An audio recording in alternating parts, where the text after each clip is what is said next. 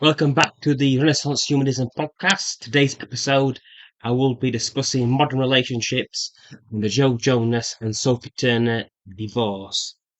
The songwriter and singer Joe Jonas and his wife Sophie Turner, the star in the hit TV series Game of Thrones that was aired between 2010 and 2019, where she portrayed the character Sansa Stark, have officially announced that they are now getting a divorce.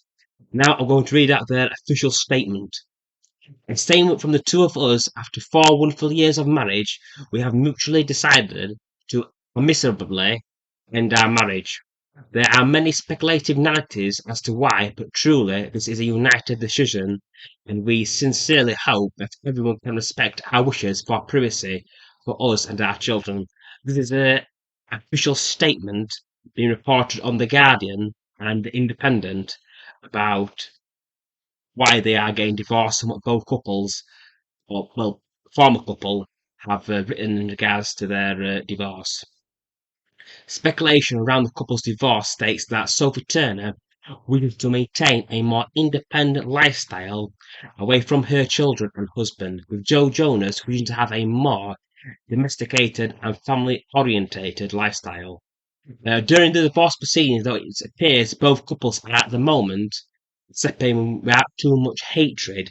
This could change during the court proceeding and custody battle, with Joe Jonas aiming for a 50-50 split with their two children and that co-parenting as equals. Though, as the divorce proceedings proceed, it could potentially get very ugly, but at the moment it appears that they are being, both parties are being civil.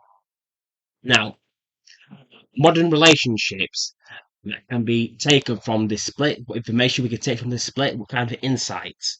That'll be the next part of my discussion. Right off the bat, one major key takeaway from the divorces and relationship breakdown between Joe Jonas and Sophie Turner is that one of the critical issues is their difference in lifestyle, morality, and personal interests.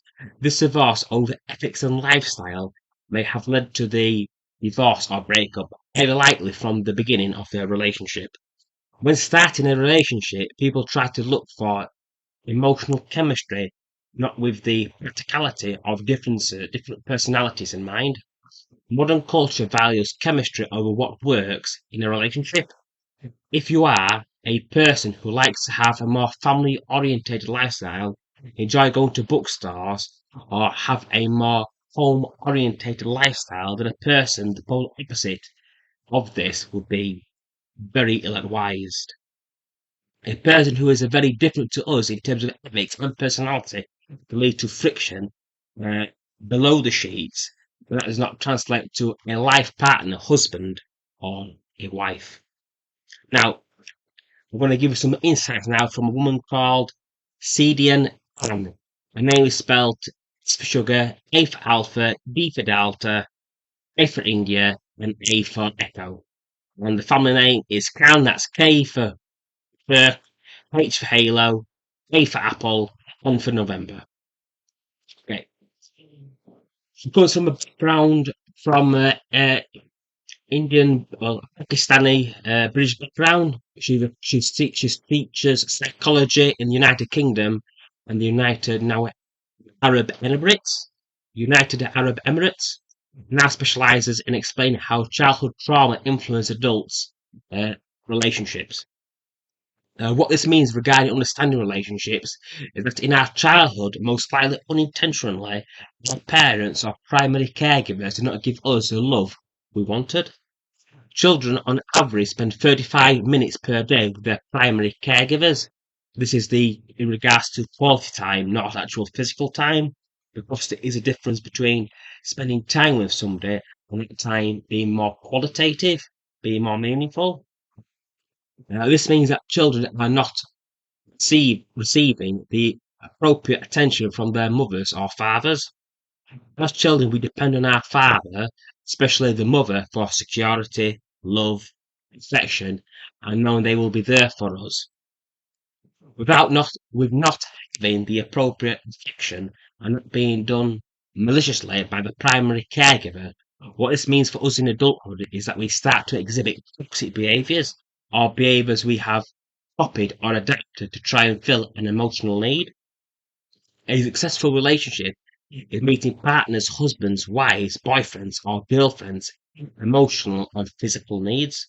Like telling somebody "I love you" and giving physical affection doesn't have to be primarily sexually. Suppose somebody's interest would like to share their emotional needs is in the comment section. If you got somebody's got like a similar interest, similar experiences, please let me know what you think. I'd be curious. In my case, I like hugs, I like kisses, I like somebody telling me that they love me due to my family not being emotionally or physically affectionate. It's not born out of hatred or maliciousness behaviour, merely how they were raised or received kind of love and affection when they were children. I do not like it emotionally as adults. A good analogy for this behaviour is my mother, who tidy not my mother. A good example of this is a mother who tries to look after her child, provides them for their needs, wants, and consumer necessities, but still do not show physical or emotional affection with words like "I love you." In adulthood, due to lack of that affection in childhood, we will not we will need from our partners to feel the emotional void, to feel fulfilled. Without this, there will be resentment due to both parties not giving the love they desire. Communication, trust, and acceptance are essential in a relationship and should not be afraid to talk. And toxic male stereotypes should also not hold men down as well. If one believes you are a homosexual or not man enough because you have emotions, that's most likely a big sign that that relationship is not for you because having emotion doesn't make you a homosexual. It doesn't make you less of a man. Okay. In modern relationships, due to our societies and popular culture, social norms, and the fact that people now date online and not through friends, family, we're starting relationships based on surface level appearances and our own egos. This could very well be a reason for the 50% divorce rate due to people's choices not based on morality, shared interest, as well as behaviours within the relationship that were born out of how they witnessed their parents behave as children. And that's why people meeting either through their parents, friends, or family was traditionally a better way to get a long term partner due to similar personality traits within friend groups and family groups. As children, we witness our parents or primary caregivers giving their spouse or partner the silent treatment. We adopt that psychology and behaviour as adults to our spouses, whose parents conducted their own behaviour the same way. So both couples understand that psychology because both would have witnessed it from their parents. This is why similar behaviours are so significant due to a better understanding of why our loved ones behave the way they do in relationships, particularly in modern relationships. Both our partners swear and conduct toxic behaviours such as swearing during arguments. In that case, we know that both parties can understand and expect the reasons for that toxic behaviour. They both understand it because they're witnessing it themselves in their own families. To have a successful modern relationship is to understand why we do these things, and the emotional reasons for that behaviour is essential for a relationship to work long term. If you are a person who doesn't like the silent treatment, sees it as counterproductive, and that the conversation is to be had to resolve that situation. If you do not experience this behaviour from your primary parents or caregivers, you won't understand this behaviour in adulthood.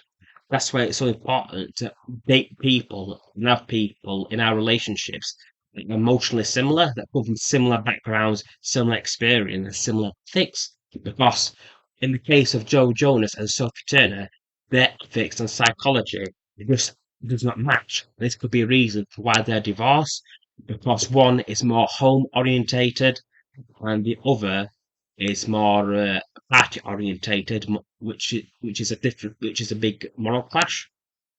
I hope you found this episode useful. Please leave a comment. I'm interested in what you think, and peace out.